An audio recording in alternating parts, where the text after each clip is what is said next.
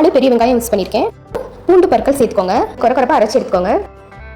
பெரிய தக்காளியை இது போல் ரஃபாக கட் பண்ணிவிட்டு சேர்த்துக்கோங்க. இதையும் தண்ணி எதுவும் சேர்க்காம அரைச்சி எடுத்துக்கோங்க. அரைக்கப் அளவுக்கு நல்லெண்ணெய் சேர்த்துக்கோங்க. கடுகு உளுந்தம் பருப்பு சேர்த்துக்கோங்க. 1/4 டேபிள் ஸ்பூன் வெந்தயம் சேர்த்துக்கோங்க. 1/4 டேபிள் ஸ்பூன் சோம்பு சேர்த்துக்கோங்க. கொஞ்சமாக கருவேப்பிலை இலைகள் சேர்த்துக்கோங்க. 4-5 பச்சை மிளகாய் சேர்த்துக்கோங்க. வதங்கினதும் அரைச்ச வெங்காயத்தை சேர்த்துக்கோங்க. பாருங்க, வெங்காய பேஸ்ட் நல்லா எண்ணெயிலேயே வதங்கி ஆயில் பிரிஞ்சு வந்துருச்சு. அரைச்சி வச்சிருந்த தக்காளி பேஸ்ட்டை சேர்த்துக்கோங்க. இப்போ பாருங்க, நம்ம சேர்த்த தக்காளியும் எண்ணெயிலேயே நல்லா வெந்து வந்துருச்சு. 1/2 கப் அளவுக்கு குழம்பு மிளகாய் தூள் சேர்த்துக்கோங்க.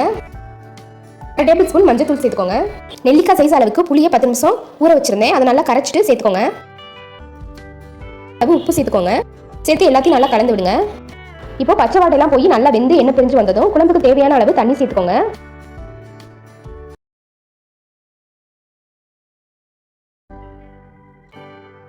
பாருங்க, நம்ம குழம்பும் நல்லா எண்ணெய் பிரிஞ்சு நல்லா கொதி வந்துருச்சு.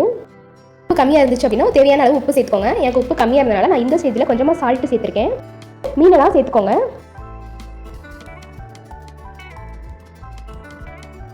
ஒரு கொதி வந்தோடனே ஸ்டவ் ஆஃப் பண்ணிடுங்க. பாருங்க, நம்ம சேர்த்த மீனும் நல்லா வெந்துருச்சு. ஒரு கைப்பிடி அளவுக்கு பொடியாக நறுக்கின கொத்தமல்லி இலைகள் சேர்த்துக்கோங்க. எந்த மீனாக இருந்தாலும் இந்த மெத்தடில் குழம்பு செய்து பாருங்க, சாப்பிட்றதுக்கு ரொம்பவே சூப்பராக இருக்கும்.